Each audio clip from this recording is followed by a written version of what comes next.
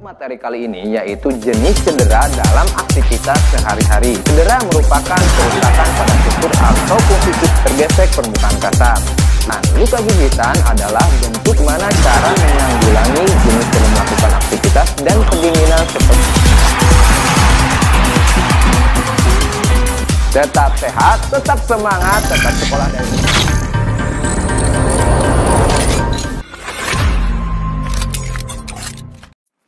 Assalamualaikum warahmatullahi wabarakatuh. Halo anak-anak kelas 4, gimana kabarnya? Mudah-mudahan selalu dalam keadaan sehat beserta keluarganya. Baik, untuk materi kali ini yaitu jenis cedera dalam aktivitas sehari-hari. Anak-anak, sebelum kita memulai pembelajaran ini, mari kita berdoa bersama-sama. Berdoa dimulai. Selesai.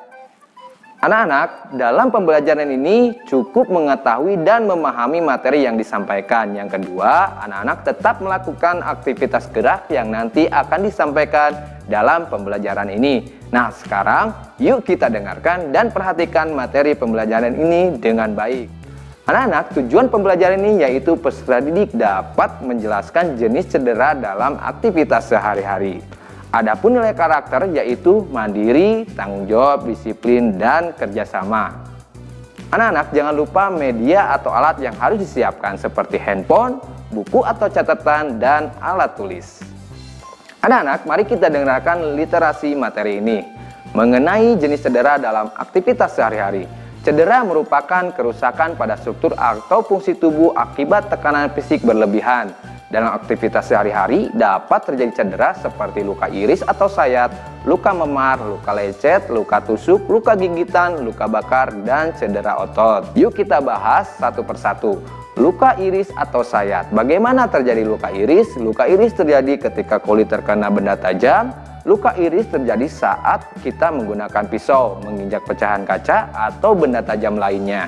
Luka iris tidak boleh disepelekan karena dapat menimbulkan infeksi. Berikutnya yaitu luka memar. Luka memar terjadi karena bagian tubuh terkena benturan benda keras atau tekanan keras. Yang ketiga, luka lecet. Luka lecet terjadi akibat permukaan kulit tergesek permukaan kasar.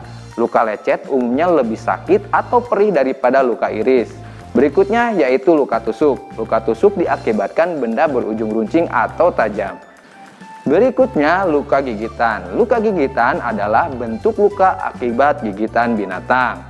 Yang terakhir yaitu luka bakar. Luka bakar adalah kerusakan pada kulit yang disebabkan panas, listrik, zat kimia, gesekan, atau radiasi.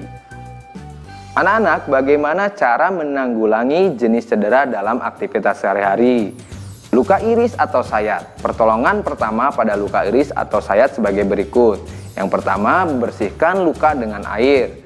Taburkan obat antiseptik luka. Berikutnya, pasang plester pada luka agar mulut luka tertutup rapat.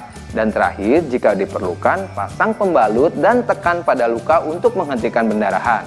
Yang kedua, luka memar. Luka memar dapat disembuhkan dengan perawatan sederhana. Tahapan mengobati luka memar sebagai berikut. Yang pertama, kompres bagian memar dengan air dingin atau es sekira 10 menit. Bagian memar sedikit ditekan untuk mengurangi pembengkakan. Cara ini dilakukan jika luka memar tanpa terjadi pendarahan. Selanjutnya, jika terjadi pendarahan pada luka, kompres bagian memar dengan air hangat dahulu selama 15-20 menit.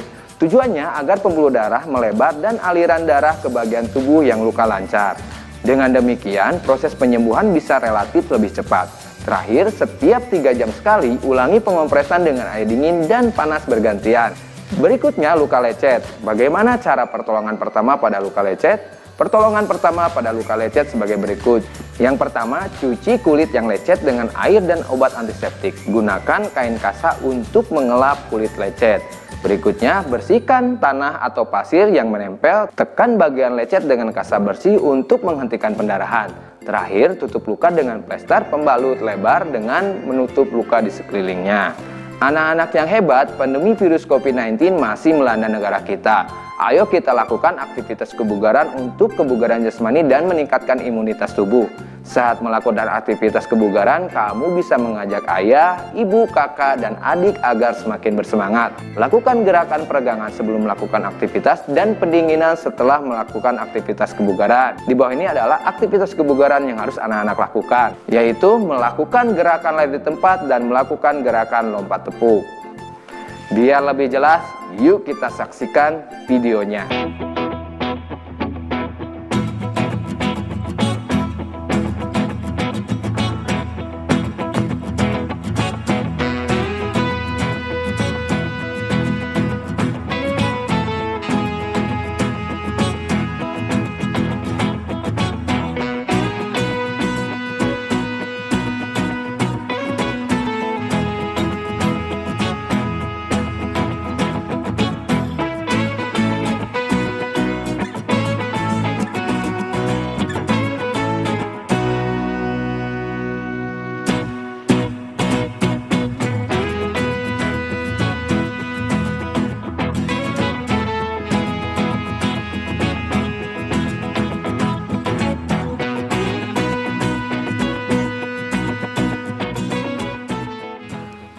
Gimana anak-anak? Mudah kan? Bapak yakin kalian pasti bisa melakukannya. Berikutnya adalah bentuk penugasan. Pilih salah satu tugas yang mampu anak-anak lakukan. Yang pertama, membuat video yang isinya memaparkan kembali tentang materi yang telah disampaikan durasi kurang lebih 1 menit. Yang kedua, foto catatan hasil materi yang telah disampaikan dengan tulisan terbaikmu dan kirimkan kepada guru PJOK. Yang terakhir, apabila anak-anak tidak bisa membuat video dan membuat foto catatan hasil materi, lengkapi isian LKPD ini.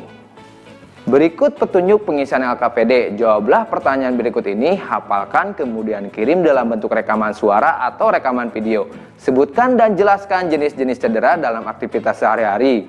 Nah, yang berikutnya adalah melakukan aktivitas kebugaran jasmani. Anak-anak, telah selesailah pembelajaran kali ini. Yuk kita tutup dengan doa bersama-sama. Berdoa dimulai. Selesai. Sekian video pembelajaran kali ini. Mudah-mudahan anak-anak mampu memahami dan melakukannya dengan baik. Jangan lupa 5M, mencuci tangan, memakai masker, menjaga jarak, menghindari kerumunan, dan mengurangi mobilitas. Tetap sehat, tetap semangat, tetap sekolah dari rumah. Sekian dari Bapak. Assalamualaikum warahmatullahi wabarakatuh. Salam olahraga.